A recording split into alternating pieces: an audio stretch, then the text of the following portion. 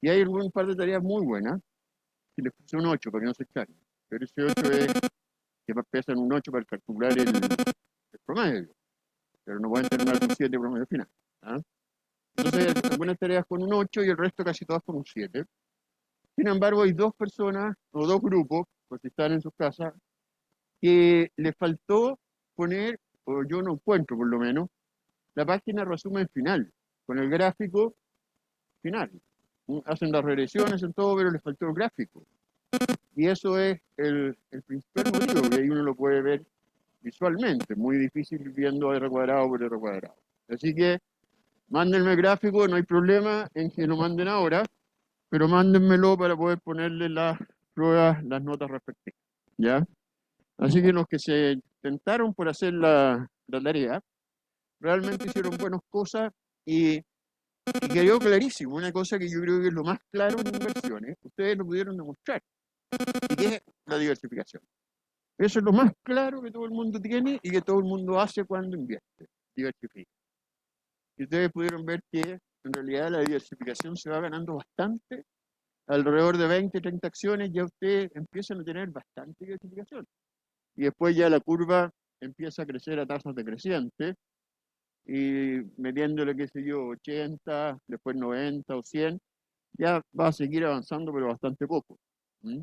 O sea, es claro que la diversificación se da en las primeras acciones, las primeras 20, las primeras 30.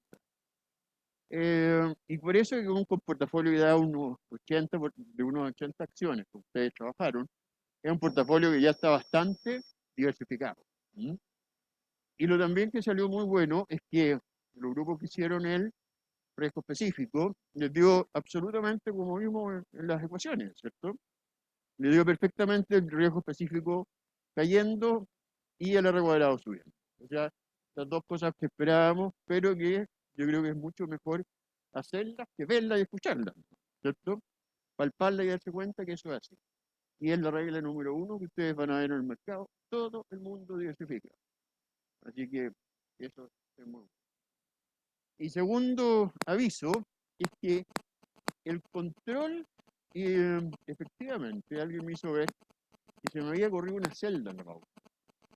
Entonces, en la caja, en el cambio de caja o el cambio de capital del trabajo del año 2, se corrió una celda y con eso se corrió la exigencia de capital de trabajo y eso cambió el flujo de caja esperado. Así que tuvo efecto. Y eso lo voy a corregir. Vieron 6 personas nomás de control, así que va a ser medio rápido, pero déjenme hasta el lunes porque tengo que hacer la prueba de renta fija, la prueba de usted, pero el lunes ya lo debiera entregar, ¿ya? Así que eso, con las novedades. Profe, Además, para quedar parejos con Viña. Yo puse 2 ejercicios hoy día en WebCurso, que están en Excel, porque me preguntaban qué cosas eran de ejercicios, qué cosas eran probables. Yo les dije que a veces había preguntado de eso que les puse en Excel. A ver, ¿eh? Lo que no quiere decir que ahora sea lo que sea, pero puede ser también, no sé. Lo voy a saber cuando haga la prueba, ¿ya? Y nunca hago las pruebas demasiado antes. Nunca tengo mucho tiempo para hacerlas demasiado antes. Así que ahí vamos a ver. Pero es verdad, esos ejercicios se han preguntado probablemente más de una vez. Y ahí por eso se los puse, ¿ya?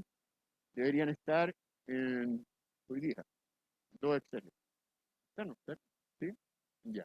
¿Y los pueden abrir o no los pueden abrir? Y esa era la otra duda que tenían. No son los ejemplos. Sí, también, sí se pueden abrir. Bien, ok.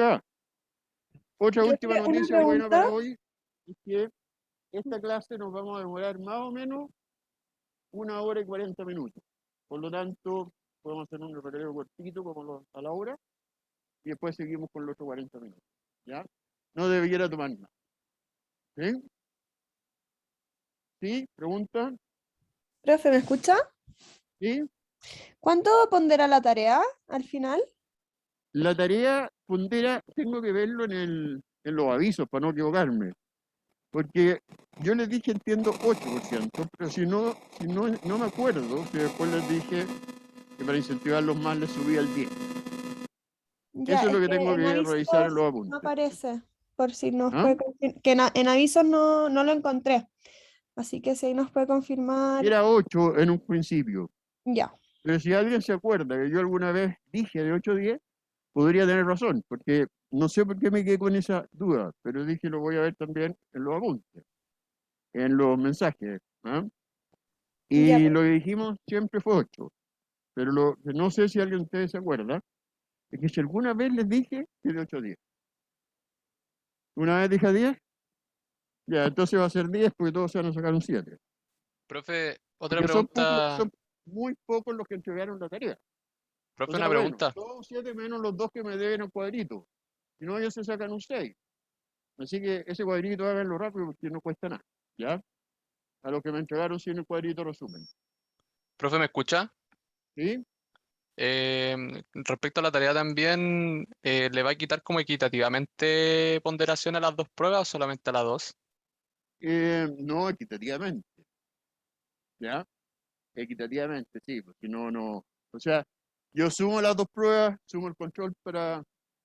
Bueno, el control al final, eh, vamos a ver qué hago con él. Si las notas están malas, me aburro. Pero yo creo que con la recorrección podría mejorar las notas. ¿Mm? Y además son 6 los de control, así que no tiene mucho peso. Bien, antes de partir, quiero recordar algunas definiciones que se usan en lo que vamos a ver hoy. ¿Y qué vamos a ver hoy? Vamos a ver el último la última forma de administrar cartera en forma activa y que se llama la de Behavioral Finance. Es una forma de administrar carteras que, si bien pasó sin pena ni gloria durante como 18 años, después de la crisis subprime o la crisis financiera de Estados Unidos, ganó mucha popularidad. Entonces, yo no sé si es justo que una estrategia gane tanta popularidad cuando demostró tener efectividad de en n igual 1. Y en los otros n igual 18 se equivocó. Pero bueno, así están las cosas. Y hoy día muchos hablan de behavioral behavior. Pero esa es la realidad. Se equivocó mucho tiempo hasta que la chuntó una vez. Pero la chuntó a cuál? Al pez gordo. Y como la chuntó el pez gordo, entonces agarró fama. ¿Ya? Y hoy día está muy de moda, pero no sé si se usa tanto en el manejo de portafolio. Parece que es más lo que hablan de lo que manejan los portafolios con él. Pero quiero recordar algunas medidas que vamos a usar. Primero vamos a usar lo que se llama la relación precio-utilidad, pero agregada. Es decir, no la de una sola acción, sino que la del mercado como un todo. Y esto, tal como lo dice su nombre, en el numerador lleva los precios y el precio total del mercado. Y el precio total del mercado no es más que la suma de los precios totales de cada empresa. Y cada empresa tiene su propio valor de capitalización bursátil, que para cada empresa es QI por PI, la cantidad de acciones por el precio de la acción, y todo esto dividido por la suma de las utilidades totales de cada empresa. Utilidad total. Entonces, es la relación precio-utilidad, pero en vez de ser medida a nivel de una acción, está medida a nivel del mercado como un todo. ¿Mm? Porque en el fondo esta es la suma de todas las capitalizaciones de bursátiles de la empresa, por lo tanto el precio agregado de toda la empresa. Y esta es la suma de todas las utilidades de la empresa, por lo tanto es la utilidad total de mercado de la empresa. ¿Mm? Y después vamos a definir otra, que es la dividendo a precio. Y esta es igual a la suma de todos los dividendos que da cada empresa. La letra D en general se usa para hablar de dividendos como un todo, todos los dividendos. Y la letra D minúscula generalmente se usa para hablar por acción, dividendo por acción. Entonces esta es de mayúscula, por lo tanto se refiere a todos los dividendos de cambio, todos los días. ¿Y por qué lo dividen? Por lo mismo que sale acá arriba. Entonces lo dividen por la suma de las capitalizaciones bursátiles. Y este, por lo tanto, es el RPU agregado, y este es el dividendo precio también agregado. Entonces esos dos indicadores los vamos a usar. Y Profesor, aquí voy a usar un separador y vamos a definir lo que son los spreads. Y hay dos spreads, un spread por plazo y un spread por riesgo. Entonces,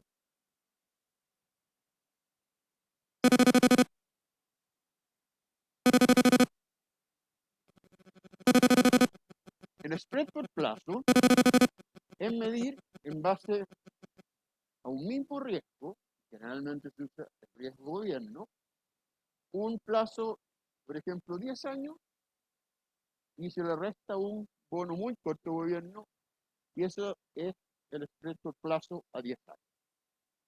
Entonces voy a hablar del TIR GOP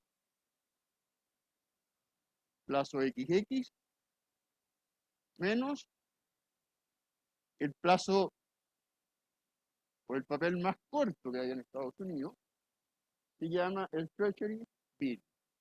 El Treasury Bill generalmente a 30 días, 90 días, es equivalente a nuestro pagaré descontable del banco.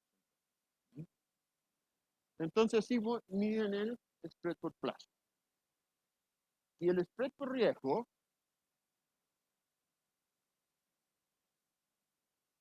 aquí ustedes lo miden, igualan las características de los bonos en plazo, pero sacan la diferencia de TIR por tipo de riesgo. Entonces el tipo de riesgo se calcula como el bono clasificado XX menos bono de gobierno.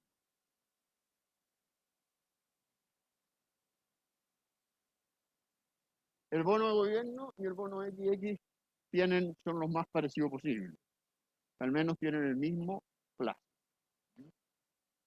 Y este bono XX es privado.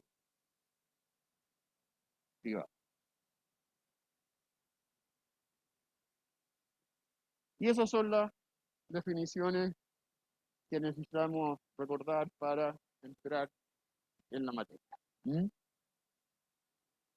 Bueno, vámonos de guata a los behaviors. En Estados Unidos existen dos bases de datos de acciones, pero una es mucho más usada que la otra. La primera es una base de datos que está desde el año 1871. Es decir, ya tiene como 150 años. Y la segunda es del 1927 en adelante.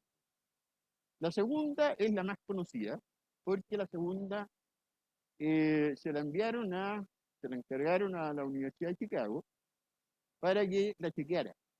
La Universidad de Chicago la chequeó, y por lo tanto cuando leen de finanzas, van a ver una sigla que es CRSP, y eso es Centro de Research de Security Prices, y es de la Universidad de Chicago. Entonces ellos son los que van chequeando todos los datos de los índices y de los retornos, y eso se van sumando a la base, entre comillas, oficial, que nació en el año 1927. Y después los datos desde 1871 hasta el 1926 no han sido chequeados después. Entonces, por eso que en general, cuando uno hace un trabajo, lo hace con datos desde 1927 en adelante. Pero cuando algunos necesitan más datos todavía, se aventuran y se tiran también con los del 1871 en adelante. Este tema de las behavioral es para ver fluctuaciones de la bolsa en el largo plazo. Por ende, necesitan muchos datos. ¿Mm? Y aquí vamos a ver este gráfico. ¿Qué es lo que dicen los behaviorals?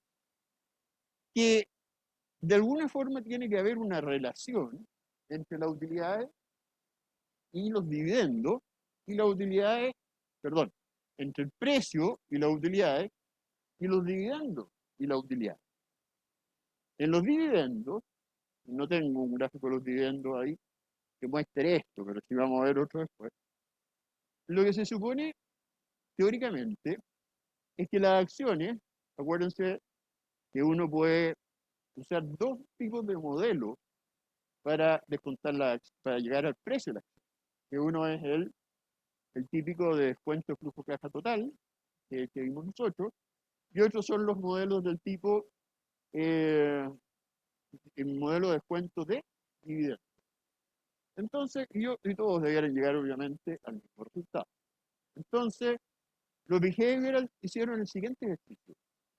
Tomaron la bolsa de 1871 y dijeron, tomemos, por ejemplo, 20 dividendos para adelante y le sacamos el valor presente. Y más o menos el valor presente de esos 20 dividendos debiera ser más o menos el precio de la bolsa hoy día. ¿Mm? Porque después del año 20 para adelante pesan re poco, o si quieres que pesen algo le ponía una regla de crecimiento. Pero el grueso del valor viene de los primeros 20 años. Entonces usaron desde el año 71 hasta el 91 para calcular el verdadero precio o el precio que la acción debiese haber tenido si es que hubiese usado los dividendos futuros correctos. Y así siguieron haciendo este ejercicio. ¿Y qué encontraron? Encontraron que los precios se mueven mucho más que los precios teóricos. Los precios teóricos calculados como el valor presente de los dividendos. Y esto lo hicieron en datos reales del pasado. Por eso que necesitaban ciertos instantáneos. Y esto era, entre comillas, intrigante. ¿Por qué los precios se mueven más de lo que dicen los modelos teóricos de valorización? Y ellos le pusieron a esta encuentro, le pusieron que en el mercado existe exceso de volatilidad de los precios. Exceso de volatilidad de los precios. Y ahí es donde nace, cuando ellos empiezan a investigar qué produce el exceso de volatilidad de los precios, es donde nace la teoría de los behaviorals. Por ahí por los 93, por esos años, ¿no? O fines al principio de los 90, por ahí. Y la conclusión que ellos llegan es que lo que produce este exceso de volatilidad es la psicología humana. Son temas de comportamiento humano erróneo que produce que los precios de la bolsa se vayan exageradamente para arriba y después se vayan exageradamente para abajo. Y eso, dicen, lo podemos medir y ver ayudándonos en las relaciones precio-utilidad agregada, el dividendo precio agregado y las variables de spread. Generalmente estas dos se les llama variables de spread. Y el spread por plazo y el spread por día. Entonces vamos viendo el cuento. Aquí tenemos una relación inversa entre el precio y las utilidades, que se nota bastante bien. Si ustedes la ven con calma, van a notar que hay bastante similitud en los movimientos. Pero estos movimientos son mucho más exagerados que los de las utilidades. Pero si uno mira las utilidades, la relación precio-utilidad, perdón, acá están solo las utilidades. Cuando uno mira las utilidades, cuando las utilidades están muy altas, los precios están muy altos, pero suben mucho más de lo que suben los precios. O sea, reaccionan mucho más, para arriba y para abajo. Es como si tuvieran un beta de 3. ¿Sí? Eso es para hacer como una comparación. Entonces, esta es la realidad. vamos a mostrar otros gráficos para ver y hablar más de qué es lo que produciría todo esto. ¿Por qué no me pasa? Tienes que hacer algo tú perfecto. ¿No? Ahí sí. Entonces, eh, vamos a ver que en esta teoría toda la gracia va a ser en ser un contrario. Y vamos a ver qué es lo que es ser un contrario a medida que avanzamos en la presentación. Y las variables cuantitativas que ayudarían a identificar los ciclos son tres, las tres que hemos hablado. La primera, la relación precio-utilidad agregada. Está acá. Entonces, la relación precio-utilidad llegaría a un nivel muy alto en las burbujas y a un nivel muy bajo en la depresión. Es decir, la relación precio-utilidad agregada se mueve en forma positiva, correlaciona en forma positiva con la bolsa. Y estamos hablando de la bolsa como un todo, ¿no? Estamos hablando por el momento de una herramienta que nos sirve para entrar y salir de la bolsa, para ver cuándo es el momento oportuno de aumentar acciones y bajar caja, y cuándo es el momento oportuno de hacer lo contrario. Bien, entonces, la relación precio-utilidad. Si la relación precio-utilidad está muy alta, eso probablemente ya está indicando que las acciones están muy caras, exageradamente caras.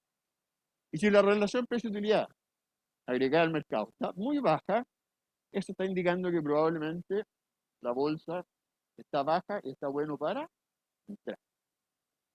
Pero ¿qué pasa? Como lo vamos a ver después. Cuando la bolsa empieza a estar muy de moda, cuando la bolsa empieza a ser popular, todo el mundo empieza a decir que la bolsa está buena, que va a subir, que nos vamos a hacer ricos en la bolsa, y si es que ha subido en el último tiempo y va a seguir creciendo igual, bla, bla, bla, bla, y nos vamos a un espectro grande, y todos hablan de la bolsa, y nos metemos en las redes sociales, y todos hablan de la bolsa, y bolsa, y bolsa, y bolsa, que entrar, entrar, entrar. Entonces ahí se produce una manía entre todos los inversionistas, y todos quieren estar a la bolsa como sea. Y esto se transmite a través de los medios, de nuestros amigos, de los grupos de conversación, y todo eso nos permite que tenemos que estar en. Entonces al final nuestra decisión, estemos o no estemos muy convencidos interiormente, nos vamos a dejar llevar por la manada y vamos a ir a la bolsa. Y eso va a hacer que la bolsa termine llegando a niveles insospechadamente o irracionalmente altos. ¿Sí? Entonces, ¿qué es lo que debiera hacer un contrarian? Un contrarian es un contrario. Debería identificar esta situación. Y si identifica esta situación, él va a decir, miren, la bolsa está carísima. ¿Y por qué? Porque todo el mundo habla de la bolsa, todo el mundo cree que la bolsa es buena, todos se están metiendo en efecto manada, etcétera, etcétera. ¿Qué voy a hacer yo entonces, yo que soy más inteligente que todo el mundo? Voy a vender, porque esto ya está explotando. Y entonces cuando la relación precio-utilidad está muy alta, ¿qué hace el contrario? Vende. Y después cuando se revienta la bolsa, la gente empieza a salir como efecto manada y siempre sale un poco tarde, termina saliendo un poco tarde y lleva a que las acciones terminen muy baratas. Y ya ahí el cuento al revés, pues todos los medios salen, nadie se mete a la bolsa es una mugre, las empresas van a seguir perdiendo plata, bla, bla, bla. En las redes sociales va a salir, todos venden acciones, ¿ya? Y ahí el inteligente te dice, esta cuestión es pura, bla, bla, bla, bla, que sale de la gente, del popular, pura manada. Yo que soy inteligente, me doy cuenta que esto es manada nomás, ¿y qué hago? Compro. Voy en contra de la manada, siempre. Entonces entro cuando todos creen que la bolsa está muy barata. Perdón, cuando todos creen que la bolsa está muy cara, muy mala. Ahí entro.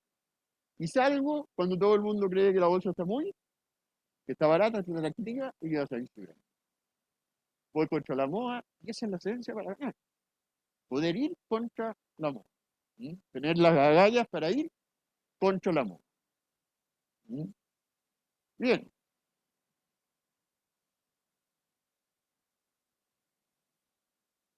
La división o la relación dividendo-precio, si ustedes la observan, es muy parecida a esta.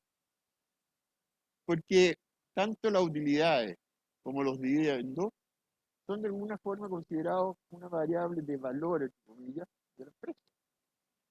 Entonces, aquí solamente tenemos que los precios van abajo y aquí los precios van arriba.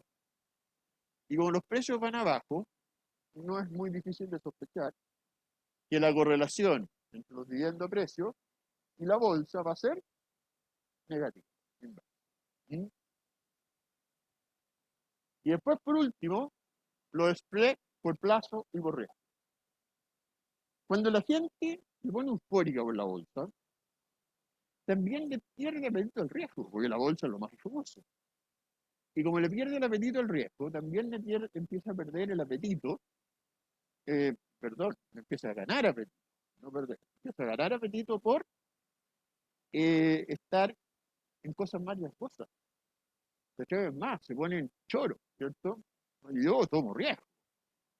Y a eso empiezan a presionar los bonos basura, la hipoteca subprime, etcétera, bonos privados también de más alto riesgo, y eso hace que los spreads entre los bonos privados y los bonos de gobierno se hagan más pequeños. Entonces, cuando hay exceso de confianza, exceso o se desprecia el riesgo, o se cree que hay muy poco riesgo, la bolsa está muy arriba y los spreads de los bonos privados y de los bonos basura y la hipoteca subprime, etcétera, empiezan a caer mucho. Que fue lo que exactamente pasó en la crisis subprime o la crisis financiera del 2008. Entonces, ¿cuál es el riesgo? Bueno, porque es el riesgo directo de default y porque es el riesgo plazo. Mientras más largo estoy en plazo, más riesgo tengo que, ante movidas de las tasas de interés, los bonos bajan, ¿cierto? Entonces, por ahí es el tema. Bien. Entonces, si se da simultáneamente que la RPU está muy alta, la dividendo precio está muy baja y además los spreads han bajado, tanto por plazo como por riesgo, es una señal que podemos cuantificar y que si todo eso nos da simultáneamente, dicen los behaviorals, ya sería una muy buena señal de que la bolsa está muy cara. ¿Ya? Entonces, y ahí los contrarios debieran vender. Estas son las variables que son cuantitativas. Después vamos a hablar de algunas que son cualitativas. Y al contrario, cuando la RPU está muy baja, la dividendo precio está alta y los spreads están altos, eso es porque la gente está exagerando, pero al revés.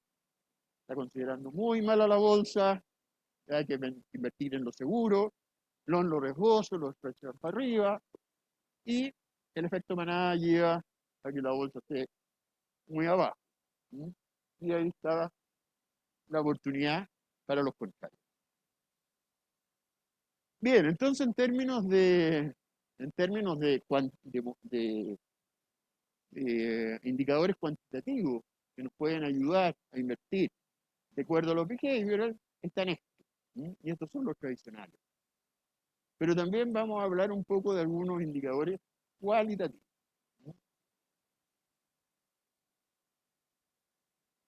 Aquí hay una foto de un gráfico del dividendo precio. Aquí se da cuenta uno, perfecto. Bolsa para arriba, dividendo precios para abajo. Después bolsa para abajo, dividendo precios a las nubes. O sea, totalmente es mucho más sobrereactiva, el llevador, se mueve mucho más volátil, ¿sí? Y es la teoría. Y en esta época también se ha dado bastante fuerte esa correlación. Negativa. Bien. Y aquí está la precio-utilidad agregada contra los precios. Los precios se miden acá como el SP500 agregado y ajustado por inflación. Es un SP500 también en términos reales. Como el tiempo es tan largo, hay que ponerlo en términos reales, para que no nos engañen. Y aquí se ve lo mismo, ¿cierto? Bolsa al alza, miren, la bolsa sube desde aquí hasta acá, pero esta sube desde acá hasta acá arriba, mucho más exagerado. Bueno, y eso es. Y después aquí tenemos el spread a 10 años. Y el spread a 10 años vemos que también, cuando la bolsa está más al alza, por acá, por acá, por acá, ¿qué pasa? Son casi iguales al valor del spread. O sea, se ve bastante bien que si la bolsa sube, el spread, el plazo baja. Y eso también porque las personas le pierden miedo al riesgo y empiezan a invertir más en bonos de largo plazo, demandan más, los precios suben y las tasas bajan. Ese es el fenómeno que se produce. ¿Sí?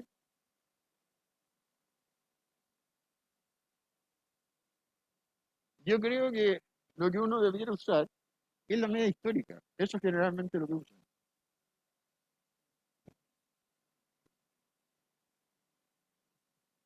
No suena. Ahí sí. Pero a lo que voy, por ejemplo, si me baso en la historial de la línea verde, ¿Ya? ¿cuándo es el año? No veo bien, pero prohíbe la gran subida. La gran Al- subida al- al- es en el año, mira, la Por gran ahí sí. subida de la bolsa empieza, yo te diría que en los 80. Los 80 están 1988 por acá más o menos. Sí, a lo que voy, profe, ¿Ah? Y este periodo fue más o menos malo para la bolsa, porque más o menos termina igual, y estos fueron como 10 años. Y de aquí entra Reagan. Y Reagan arregla toda la economía inflacionaria, populista que había creado Carter. Y había empezado con la crisis del petróleo en el año 73. Carter fue el presidente que vino antes de Reagan en Estados Unidos. ¿Y Reagan qué es lo que hizo? Hizo una política totalmente neoliberal, apretó las tasas de interés, apretó el gasto y todo se puso bueno, y la bolsa voló y llegó a su pico hasta el tema de las Torres Gemelas. sí, pero mi duda, profe, es que, por ejemplo, ¿Mm? si me basaba en eso, cuando la razón precio-utilidad está en 40, debido a esa gran subida, hubiese dicho, lo conviene vender, porque estoy en máximo histórico. Pero me hubiese perdido toda esa gran subida. Entonces mi pregunta Bueno, es, eso es lo que pasó. ¿Te acuerdas cuando yo decía al principio? Los behaviorals nacieron por acá. Los behaviorals ya en estos años, por aquí habían dicho, salirse de la bolsa, una locura la bolsa. Si tú te salías acá, ni siquiera acá cayó la bolsa. Bueno, alcanzó a estar un poco tiempo nomás, después de la crisis del 2008, pero se recuperó muy rápido. Los behaviorals por acá seguían diciendo salgan, y más o menos pasa lo mismo. O sea, para los behaviorals, la década 82, 90, 2000, es pésimo. Porque ellos empezaron a ver la bolsa alza, y empezaban a decir, esta cuestión es loca, efecto manado, que necesitan acciones, y así, pues. Y la bolsa, ¿qué es lo que hacía? Subía. Por lo tanto, los fondos que empezaron a manejarse en forma de behavioral, fue pésimo. Porque estuvieron mucho tiempo sin que la receta resultara. Si esta cuestión resultó acá, en la crisis subprime. Por eso yo les digo, ellos se están haciendo los choros con n igual 1. Tienen una regresión con n igual 1, a ver si la pueden hacer. O si le pueden creer a los resultados. ¿Mm? Por eso yo soy bien escéptico de esta cuestión, muy escéptico. Pero está muy de moda, la tengo que enseñar. ¿Mm? Bien, entonces,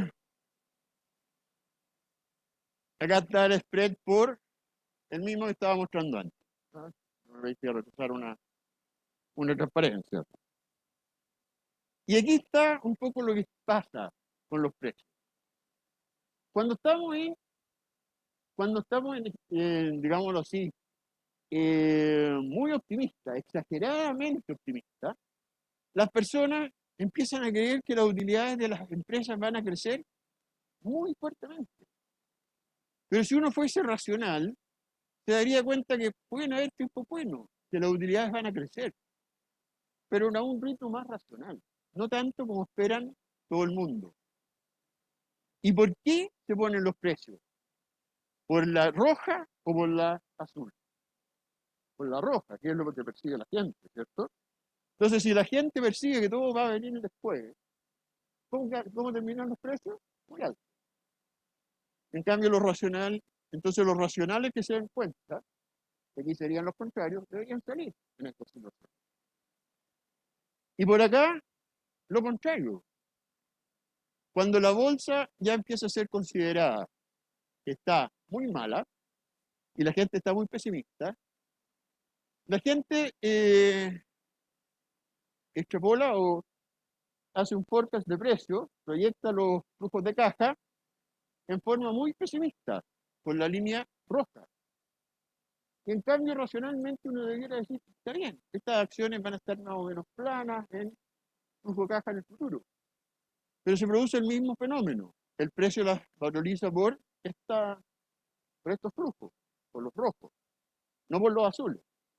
Y si los valoriza por los rojos, termina siendo el precio de mercado más bajo que si uno lo valorizara con los racionales. Entonces, eso es lo que hace a la larga, lo que produce que esta irracionalidad se lleve a los precios. Entonces, ¿cuál sería la exageración? Ya se lo hemos dicho, en el fondo, la manada en que caen las personas. La manada en que caen las personas. Miren, yo me acuerdo haber leído a un filósofo, Hans Kruns, o Kruns, si no me equivoco. Y este filósofo decía que el ser humano es un animal muy, muy especial, porque es el único animal que se necesita ser cuidado durante un año y más de un año, porque si no se muere. Y entonces eso hace que los seres humanos aprecien mucho el ser protegidos, así que entren protegidos en grupo. Así se educa el ser humano. Y por eso el ser humano muchas veces anda en grupo y tú no disientes del grupo. Porque de repente te hay utilidad y sentir del grupo, o usar más libertad, tener más libertad de lo que dicen las reglas del grupo, etc. Pero tú dices, si yo disiento, si yo me tomo mis libertades, que me gustan mis libertades y todo, ¿qué va a pasar? Me van a echar del grupo. Y ahí, ¿y qué aprecia más el ser humano, que lo echen del grupo? O estar en el grupo con un poco las manos más atadas. Y decía, prefiere estar en grupo. ¿Sí? Prefiere estar en grupo, prefiere sacrificar un poco libertad, pero estar en grupo. No estar independiente fuera del grupo. ¿Sí? ¿Mm? Quiero estar en el grupo, pero si estoy en el grupo también puedo tener mayores pérdidas que si estuviera independiente. Es que este gallo, acuérdate que es un filósofo, no tiene idea absurda. Pero entonces, Lo que digo es lo que dice él, que tú, estando en el grupo, te sientes protegido, que es un gran bien, que el ser humano más que muchos lo aprecia, ¿ya? Y al estar en el grupo te sientes esa protección, que el ser humano la desarrolla desde guagua, porque la necesitó mucho tiempo. Necesitó estar protegido, si no se moría. Entonces es un instinto de sobrevivencia estar en grupo. Y eso te hace llevar a tenerle miedo, tener poca libertad de disentir del grupo o salir del grupo. Probablemente aquí en la bolsa se está dando parecido a lo que piensa Hans Krupp. Digo yo, eso es una cuestión totalmente que se me viene a mí a la cabeza nomás, ¿no? Porque leí ese párrafo, leí un librito de este filósofo y me pareció interesante asociarlo con esto, ¿ah? Y con las sectas también. En realidad estaba más preocupado de las sectas que de las finanzas cuando leí eso, ¿ah? Entonces, pero me pareció también que para las finanzas tenía alguna validez. Y yo creo que eso pasa también en el efecto manada. O sea, tú tenés mucho pánico, mucho lo que se llama angustia o disonancia cognitiva, cuando tú haces algo distinto que el resto de la gente. Cuando tú, por ejemplo, tomas decisiones de inversión, haces un gasto grande y todo, te da mucha disonancia cognitiva. La me he embarrado. Oye, me compré un BMW. ¿No me debería haber comprado un Mercedes? ¿O no me debería haber comprado mejor un Lexus? Chuta. Y te da una angustia, ese gusto tremendo. Y eso se llama disonancia cognitiva. Las compras de acciones también tienen mucha disonancia cognitiva. ¿Y cómo tú bajas la disonancia cognitiva? Cuando vas a un grupo, en vez de decirte, oye, eres tonto, perno, ¿cómo te compras un BMW y no un Mercedes? Si que tienes unas cacharras, ahí te hay destrozados, te matan, ¿cierto? Pero si hay un grupo que te dice, qué bueno, un BMW, son el después, los BMW y todo. ¿Cuál te alivia la tensión? Oye, que te digan que lo hiciste el después, te alivia mucho más la tensión que tomarte un lorazepam. ¿Ah? Entonces, eso es un poco lo que pasa. Cuando tú estás en el efecto manada, te cuesta mucho romper el efecto manada. Todo el mundo de acciones. Todas las redes sociales hablan de acciones, que están baratas, que están buenas. ¿Vieron? ¿Se acuerdan de las láminas que vimos la semana pasada? El que decía, todo el mundo está rico y yo no, y se le salían las lágrimas. Yo no compré acciones. Y esa angustia que sentía que lo hizo ir a comprar. Para sacarse la angustia encima.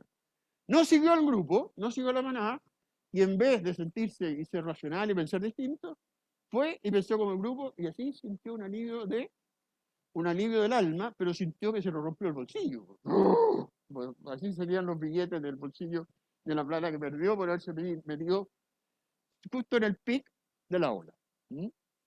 Entonces, eso es un poco el efecto manada que sale de la propia psicología humana. ¿Cuáles variables psicológicas afectan los precios de las acciones? Las modas. Y todo lo que estamos diciendo en el fondo es parecido a hablar de las modas o los efectos manada, ¿cierto? Que son como modas. Entonces, el ser humano por su comportamiento crea modas, ¿cierto? ¿Sí? Uno sobrevive a largo plazo estando en manada. ¿Perdón? Uno sobrevive más a largo plazo estando en manada que solo. Porque Pero eso es cuando pasando al mundo, ¿qué? eso puede ser más válido como lo que decía el filósofo. Pero, o sea, pasando al mundo de acciones, Pero Onda, pasando al ¿cierto? mundo de Como acciones ya no me queda muy claro. pero como independiente capaz puedes tener una, dos, tres. O sea, la quinta capaz ahí no. En cambio, O sea que tiene un costo de aprendizaje. decís tú. Puede ser, no sé, pero aquí dicen que no tiene costo de aprendizaje, que la gente es muy tonta. Se pisa el palito y pisa el palito. Y vamos a ver por qué pisa tanto el palito. Bueno, entonces, lo típico del efecto de los experimentos que se han hecho, por ejemplo, esto del efecto de los grupos y de los líderes, es que se les pone a la gente en grupo, en salas totalmente oscuras, y se le hacen pasar pañuelos blancos. Y en grupo tienen que decidir, y se les está grabando la conversación, en qué forma se está moviendo el pañuelo. Y el grupo, generalmente, al hablar el líder, el grupo lo sigue y todo el grupo da la respuesta que ha metido en lo primero en la conversación, es que es como líder del grupo, más líder. Y muchas veces se equivocan, no sé si el pañuelo iba de izquierda a derecha, ellos dicen no, estamos seguros, el pañuelo iba de derecha a izquierda. Y se equivocan, porque al discutir entre ellos, lo que primero dicen ya les ciega la mente, les cierra la mente a ver la realidad. Entonces, ese elemento de la pieza oscura se repite mucho. Después viene otro, que es, de forma objetiva, nosotros somos muy malos para autoevaluarnos. Seguramente cuando nos vamos a autoevaluar, nos da un poco soberbia y tenemos incapacidad para aprender de los errores. Es lo típico. Uy, me saqué un 7, que estoy seco. Me saqué un 7. Y más encima en el rabo con el pelado, me saqué un 7. Entonces, soy capo. Y después, el compadre viene a la segunda prueba, un 2. Ah, pucha, que tuve mala suerte. Pucha, que tuve mala suerte. Porque yo soy seco, me saca un 7, me tuve mala suerte, me saca un 2. Entonces, aprende él de sus errores cuando dije, es mala suerte nomás que me saqué mala nota. ¿Aprende o no aprende? No aprende nada. Si uno tiene que evaluarse en los momentos malos, cuando le va mal, es cuando mucho va a aprender. ¿Por qué me fue mal? Analizo bien por qué me fue mal, soy autocrítico. ¿Sabes qué? Me puse a ver la telenovela. Y la telenovela duraba de 7 a 9. Entonces no estudié ningún día 7 a 9. O qué sé yo, pongamos algo más sano también. Me puse a entrenar para la maratón. Y salía a correr todas las mañanas, de las 6 de la mañana hasta las 9 de la mañana. Y llegaba a raja. Y después a las 11, 11 y media podía estudiar. ¿Mm? Pero bueno, si te va mal por eso tienes que tomar decisiones. O te salís del maratón y te dedicás a estudiar, ¿ah? Tienes que aprender. ¿Mm? Pero no sacártelas porque yo soy talentoso, cuando me va bien es por mi talento, cuando me va mal es porque me da mala suerte. Ahí no, nunca voy a aprender de los errores. ¿Mm? ¿Sí?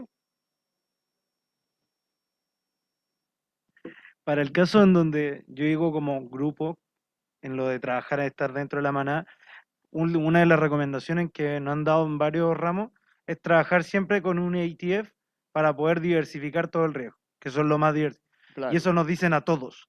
Entonces, que todos hagan eso. El ¿Ya? tomar la independencia y decir, no, yo voy a invertir y voy a trabajar con ciertas acciones que para mí son más importantes. En ese caso ahí sería mejor quedarme con la manada y trabajar solo con el ETF en vez Es que de... yo creo que ahí no es Ahí un sería efecto otro... manada, no, ¿eh? ¿Ah? Yo creo que el ETF no es un producto, un efecto para nada. Es un producto de que la gente se cree chora Ujú. y se cree que sabe identificar las acciones baratas de las caras y sabe identificar cuando la bolsa, como un todo, está barata o cara. Pero eso es imposible. Yo soy un ser humano, no soy un tarotista que lee el futuro. Nadie puede hacer eso. Somos seres humanos. Nadie va a descubrir cuáles son las acciones buenas y cuáles son las acciones malas. Nadie. Y por eso está en todos los estudios, en el Speed Report y todo, que esa cuestión al final es una mala forma de invertir. Y por eso que es mejor empatar que perder. Y yo te digo, esa cuestión yo la aprendí en el trabajo cuando ya me convencí que eso era así. ¡Pum! Se fue mi desempeño en los fondos y toda la cuestión que manejaba. ¿Ya? O sea, mi experiencia que aquí, ahí no, es sabiduría. Lo que tenéis que salirte es de la manada que piensa que los activos van a ganar. De ahí hay que salir. Y ahí te ayuda. Y además, los ETF te sirven para apostar. Si tú quieres apostar con ETF, eso en el después. Si tú le querías apostar a Austria, por ejemplo, ¿qué te conviene? ¿Comprar 3 o 4 acciones austriacas o comprar el ETF de Austria? El ETF está mucho más diversificado. Si compráis justo 3 acciones penca en Austria, que no las cacháis, y si llegáis tú a invertir a Austria y le preguntáis a los corredores austriacos, los corredores se van a hacer así, se van a frotar las manos. A este sí que me le voy a meter las puras mulas que tengo acá. Y esa es la vida real, pues te va a hacer comprar las 3 peores de Austria y te las va a vender como las 3 mejores. Y tú te proteges si inviertes en el ETF. ¿Ya? Por eso el ETF ha crecido, no por efecto para nada, por bueno, por ser un excelente producto. Le gana al iPhone, le gana el Galaxy, a todas esas cuestiones les gana el ETF. Es un genio el ETF, ¿ya?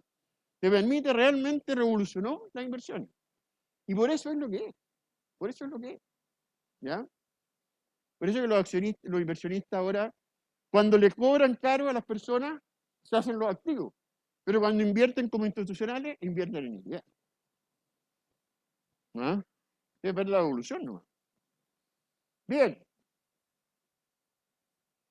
Otra cosa que les decía a los medios masivos, son muy influyentes.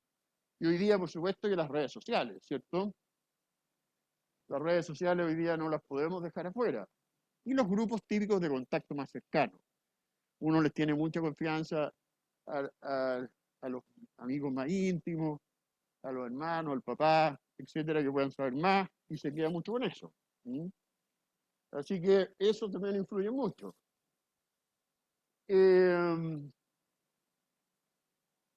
Aquí está una prueba que también tiene que ver con no aprender del pasado y también sobre creerse más de lo que es 1.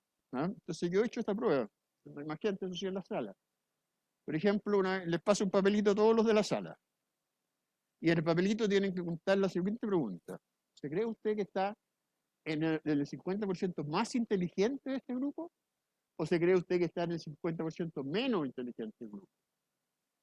La primera vez, el resultado más alto que he obtenido fue un 86% que se creía que estaba en la mitad más inteligente. Obviamente eso no se podía calibrar, ¿cierto? Todos se creían inteligentes, y eso es imposible. O estáis en la primera mitad o estáis en la segunda mitad, pero estáis en un lado nomás. Y las otras veces, la que mejor, la que salió más parejo fue una vez que salió solo 56% que se creía más inteligente. ¿Ya? Entonces la gente pasa esto como cuando voy en la mañana, me miro al espejo. Uy, que estoy hermoso, ¿ah? Pero no te decís, chuta, que estoy guatón, chuta, que estoy pelado, qué vergüenza, me van a echar tallos cuando salga. No, por eso generalmente no lo decís. ¿Ya? Bueno, entonces eso es la selección de acciones behavior. Que yo diría lo que se ha escrito más, y que hay dos cosas cuantitativas que les quiero contar, porque no están ahí, tomen sus apuntes, pero son simples. Una, un complemento cuantitativo que se usa mucho son las encuestas de ambiente bursátil. Es decir, se hacen encuestas entre la gente y se les mide cuán optimistas están respecto a la bolsa. O sea, si ese resultado de la encuesta dice que hay demasiado optimismo frente a la bolsa, es un indicador que la bolsa podría estar cara. Y al revés, si ese indicador muestra más pesimismo, es porque la bolsa podría estar más barata. Y si está en el medio, ya está más en su precio. Entonces se usan mucho las encuestas se están empezando a usar mucho estas encuestas de ambiente bursátil. Y lo segundo es interpretar a los medios e interpretar a lo que dicen los gerentes generales o presidentes en sus discursos de sus propias empresas. ¿Cómo se hace lo de los medios?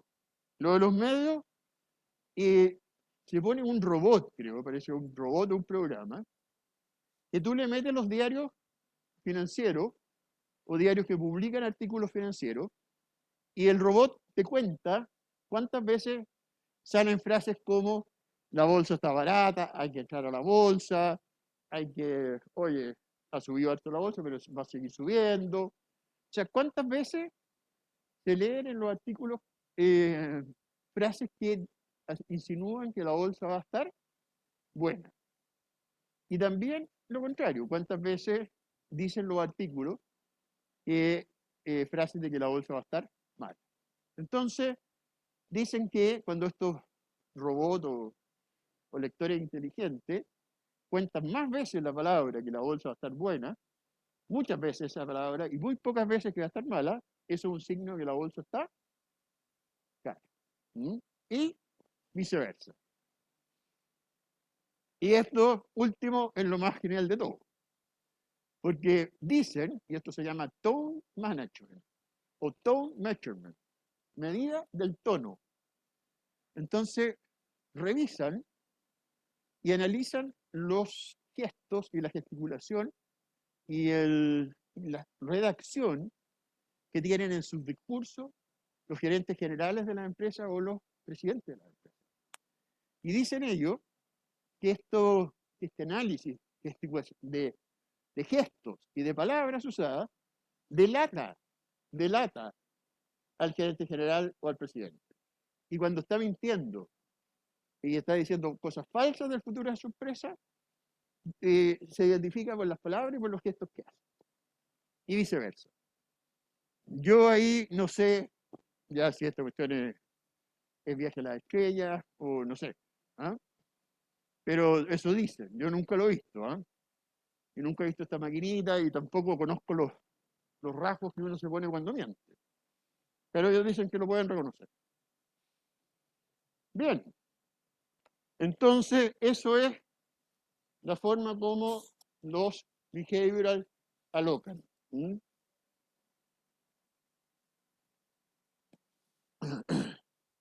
Es decir, eso es como los behavioral deciden entre comprar o entrar en la bolsa y vender o salir de la bolsa como un todo.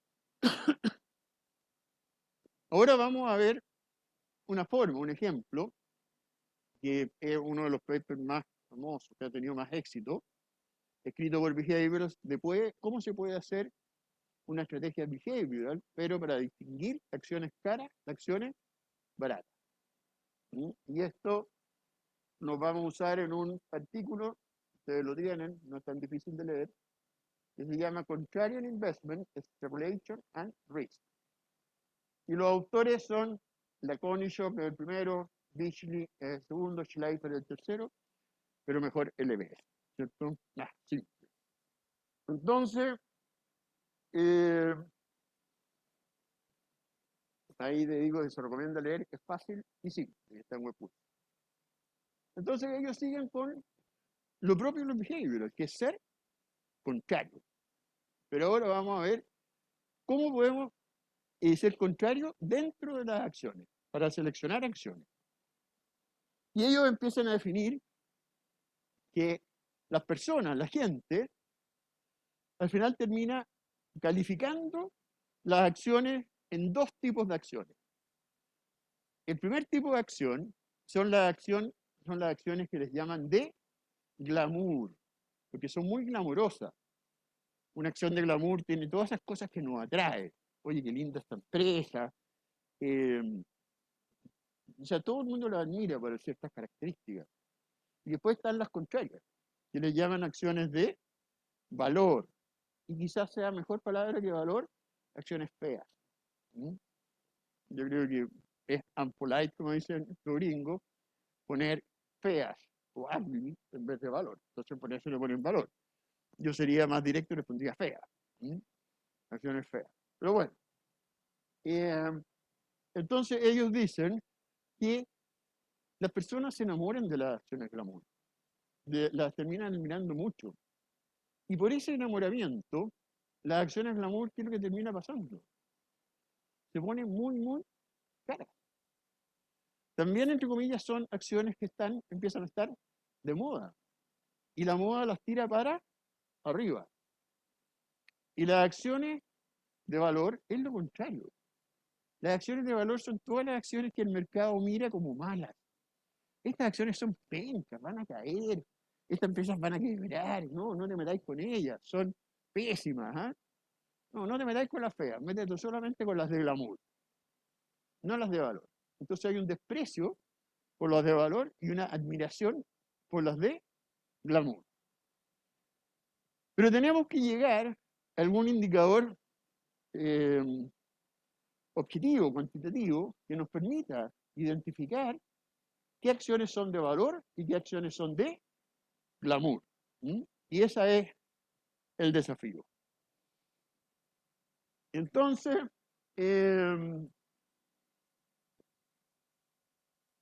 ellos van a llegar a la misma conclusión, porque son behaviorals. ¿Cuáles sabemos que están fuera de la moda y son despreciadas? Van a ser las que están más baratas, ¿cierto? Y esas son las de valor o feas. Entonces aquí tenemos que comprar las de valor fea. ¿Y cuáles tenemos que vender? Las de glamour. ¿Mm? Pero, profe, Esa es la receta final, pero todavía nos falta encontrar quién nos puede ayudar a diferenciar las de glamour de las de valor. ¿Sí? también es que me parece la duda de referirme como si una empresa está en alza o está en glamour, también se le puede sacar un provecho si tú tienes que ir adelante como a la manada. Pero Eh, también, pero ahí se podrías daría un utilizarle el momento, mismo. como decíamos de los momentos de los espíritus animales. Podría haber algo así.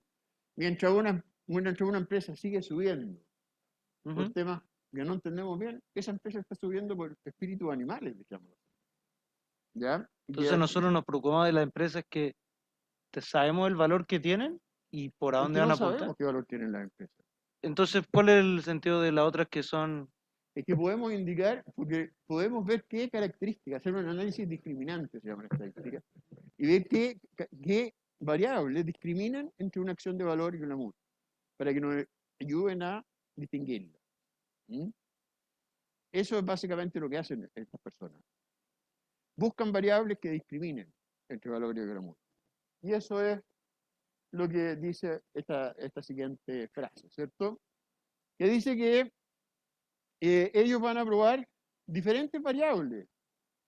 La relación precio-utilidad de la acción, la dividendo-precio, valor libre, valor bolsa, crecimiento en ventas, precio, flujo caja.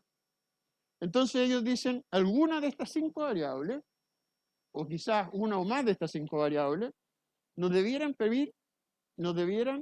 permitir identificar a cuáles son de glamour y también a cuáles son de valor. ¿Mm?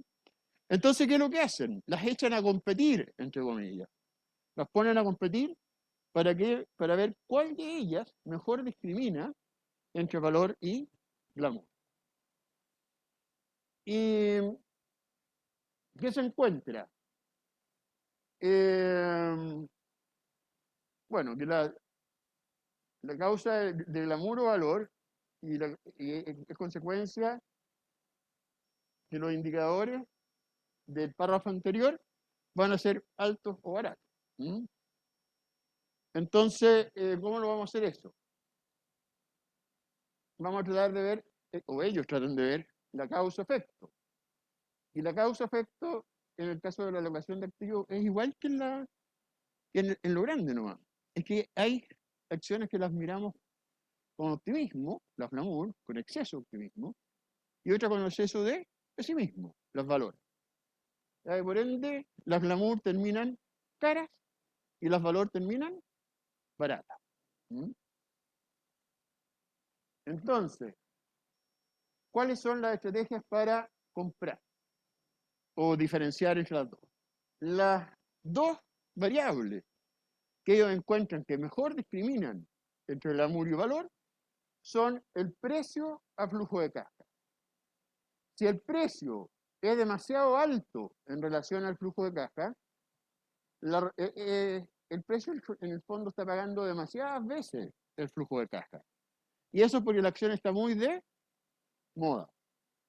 ¿Ya? El que tenga su precio tan alto en relación al flujo. ¿Sí?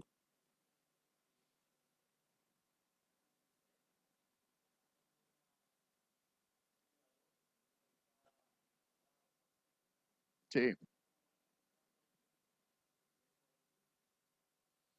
Es que de alguna forma ellos no es el valor justo lo que mueve a esta forma de pensar, digamos. Porque las acciones las mueven primero que nada los pensamientos humanos, las demandas y las ofertas. ¿Mm? ¿Mm?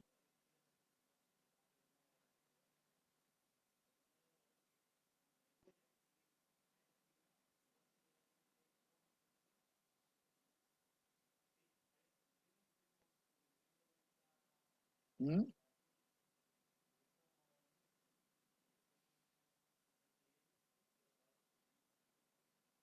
Sí, pero que ese valor está sobreexagerado, como lo vimos en los cuadros, vamos a los mismos cuadros. O sea, ese crecimiento que puede mostrar el precio está exagerado. Porque la gente, ¿por qué la tiene cara? Porque está viendo precios de caja que crecen, flujo de caja que crecen en forma irracionalmente alta. ¿Ya? Entonces, no es, mira, yo no lo asocio al tema de valor y glamour, o quizá, perdón, de una estrategia de valorizar acciones. Es más bien que el mercado, por alguna razón, empuja a las acciones hacia arriba y después las empuja hacia abajo. ¿Ya? Y eso el mercado como un todo, para arriba o para abajo lo empuja las personas. Y también empuja las personas algunas acciones para arriba y algunas acciones para abajo. Y el principal motor de por qué se mueven las acciones, entonces, no son razones fundamentales, porque eso es lo que primero vimos. Si hubiesen sido razones fundamentales, no hubiese habido ese exceso de volatilidad, ¿cierto? Entonces no son los excesos, no es el fundamento o el estar bajo o arriba del fundamento, es básicamente que las personas se mueven, ¿no? Las personas son la locomotora de estas cosas. ¿Mm?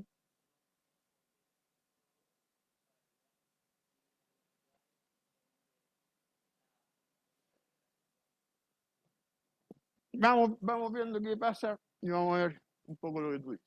¿Mm? Bueno, entonces precio, flujo de caja por acción. Y la segunda variable es el crecimiento en venta. Y esta variable, en realidad, más que ser el crecimiento en venta, lo que empuja a las glamour es que son queridas por las personas, admiradas por las personas. ¿Y por qué uno puede admirar una acción? Primero, por la calidad de sus productos. Segundo, porque sus productos siguen sacando productos y siguen creciendo en ventas con productos de gran calidad. ¿Mm? Y esos son los tipos de empresas que nosotros tendemos a admirar. Y yo creo que es fácil adivinar cuáles son las empresas que admiramos, ¿cierto? Admiramos un Amazon. Es impresionante lo que han hecho. Pero quizás el hecho que la admiramos la lleva a que esté cara.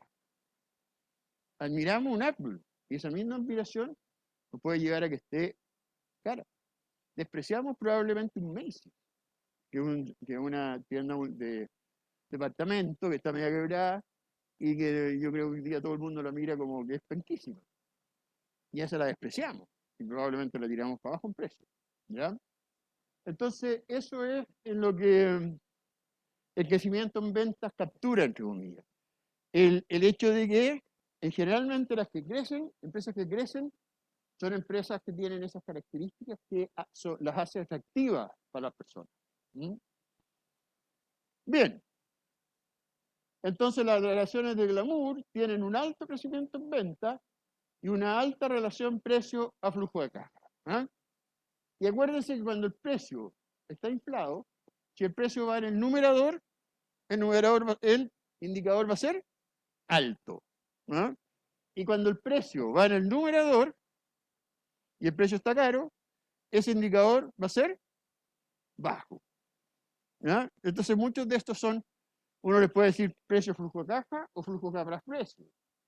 Pero uno puede jugar con esas cosas y mucha gente da vuelta los términos, cuál es el numerador y cuál es el denominador a propósito, porque así lo usan ellos. ¿Mm? Por eso que hay que manejar bien eso de dar vuelta a las cosas. Bien. Sin embargo, dice esta estrategia, esta estrategia es lenta, se demora en dar fruto, ¿ah? No es rápida. Así, por ejemplo, si ustedes, imagínense que llegan 3 niñas a un pub y van observando, así van viendo cómo está el ambiente, y una de ellas cacha por ahí a un compadre, y el compadre feo, o sea, pelo largo, grasiento, con psoriasis.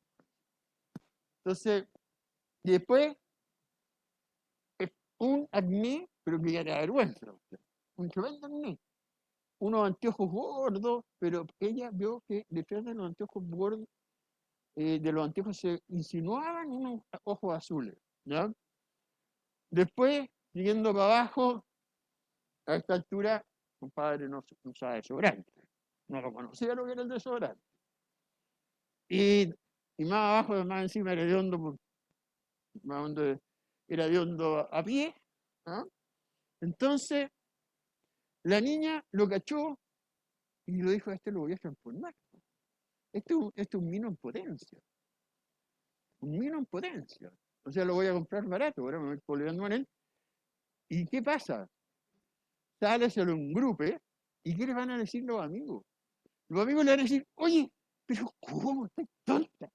Si es horrible, horrible, ¿cómo voy a salir con eso? Te vas a quedar con las manos grasosas. No. Y va a tener que soportar, y el primer día que se atreve a invitarlo a su casa, en su familia, van a decir, no, ¿cómo voy a pololear con ese? No me lo traigáis más. Pero la niña, paciencia, primero lo lleva, bueno, le compra un champú anticaspa, averigua cuál es el mejor, lo lleva al dermatólogo y el dermatólogo mata 2 pájaros de un tiro. le hace el tratamiento de la psoriasis y le saca el acné. Después lo lleva al oftalmólogo y el oftalmólogo le cambia los y le pone unos delgaditos de contacto y se le ven sus ojos azules, le corta el pelo, más o menos así como se los cortan ahora la gente, muy pelado por acá y mucho pelo por acá. Yo no me lo hago porque razón es obvia, ¿cierto? Entonces, y así le enseña a usar, le enseña que hay que ducharse todos los días, pero yo no sabía esa cuestión. Lo empieza a duchar todos las mañanas y desodorante, talco pie y listo. Oye, y como los 3 o 4 meses, compadre, empieza a transformarse en un Adonis. Y esta niña que ha soportado una presión del medio tremenda, fue absolutamente persistente por lo que vio que era un vino, un vino. Y lo transformó en un vino. Y después lo envidiaban las amigas. Chuta, que hermoso tu pololo, ¿ah? Y así. Entonces, la misma paciencia hay que tener para tener las acciones que en todo el mundo dicen que son feas. Es difícil, porque te van a presionar. Entonces, ellos mismos se ponen el parche ante la herida y ellos mismos dicen que esta estrategia no es fácil de implementar en la realidad. Por algo muy similar que lo que le acabo de dar como mensaje en esta historia de feo. Entonces, al final, ¿qué está pasando acá? Lo mismo que en el agregado. Las empresas de glamour, el mercado piensa que van a crecer mucho. Exageradamente, el flujo caja va a crecer mucho. Y por lo tanto el valor presente del flujo caja, que es el precio, es muy alto. En cambio, con racionalidad, las glamour debieran crecer no tanto. Van a crecer, pero no tanto como espera el mercado. Y en las de valor pasa lo contrario. Y por eso estas acciones terminan estando caras y estas acciones terminan estando baratas. ¿Y cuál es la receta final? La receta final es que tenemos que comprar las de valor y vender las de glamour. ¿Ya? Y eso, y esa es la estrategia. Quiero ver una cosa más. Ellos dicen que esto no se basa en el riesgo. Ellos tienen una forma bien ad hoc de medir el riesgo. Pero Fromm y French les dijeron, los destrozaron con este artículo. Dijeron que todo lo que decían ellos se puede explicar por el modelo de 3 factores. Pero eso es lo común, ¿eh? Siempre se pelean aquí entre los paper van, paper vienen, no se pelean, son amigos entre ellos, pero tienen estas discusiones de pensamiento. Bueno, y 2 cosas más. No es una estrategia fácil de usar en la práctica. ¿Por qué? Imagínense que ustedes van a manejar un fondo behavioral y la gente es impaciente. Esa otra característica de las personas. Son impacientes. Entonces la gente, tú le vas a decir, invierte en mi fondo, pero no andes esperando rentabilidades en el corto plazo, sino que mira la cuota, mira cuánto renta el fondo, pero en 3 meses más, 6 meses más. ¿Ustedes creen que la gente hace eso? No. La gente día a día ansiosamente abre los diarios y busca cuánto rentó su fondo. Y cuando tú ya llevas un mes acumulado con mala rentabilidad, te sacan la plata. Entonces el fondo behavioral, como no le va bien en el corto plazo, le sacan las platas, no pueden despegar. ¿Ya? Por ese efecto. La gente no es buena para esperar en esta industria. La gente quiere ver los rentabilidades ya. ¿Perdón? Yo te diría que hay una historia de éxito, pero no una historia, no te diría una historia de fondos de éxito. La historia de éxito es todo lo que Schiller escribió y todo porque se le dio el vino en 2008. Schiller es como uno de los padres de los behaviorales. Bueno, y lo otro que dicen que es peligroso es que tú puedes llegar, imagínense, van reunión con su jefe y tú le llevas tu portafolio. Mira, jefe, este es mi portafolio. Y el jefe te queda mirando Oye, ¿y estas acciones, compadre? ¿Dónde sacaste estas acciones? Son todas feas. ¿Cómo podéis creer que con esas porquerías de acciones te va a ir bien? Mira, yo te voy a traer, y saca todos los informes de los otros brokers. Estas son las acciones buenas, y le ponen las de glamour. Estas son las que dicen todo el mundo que van a estar buenas. ¿Y tú qué le creís? ¿Que vaya a adivinar que esas porquerías van a estar buenas? No, pues compadre, chao, no te gusta, no me gusta esta cuestión. Así que te vas de empresa. Entonces los pobres portfolio managers que creen en esto no se atreven a hacerlo, porque no es fácil de vender. Entonces tendría que ser toda la empresa de una filosofía behavioral para poder sobrevivir. Pero tienen el problema, porque si igual fueran una empresa, tampoco tendrían rédito en el corto plazo, y también se le irían los clientes. Entonces, cómo partir es re complicado para ellos. ¿Mm? ¿Perdón? Tenéis que, claro, hay que esperar quizás los momentos.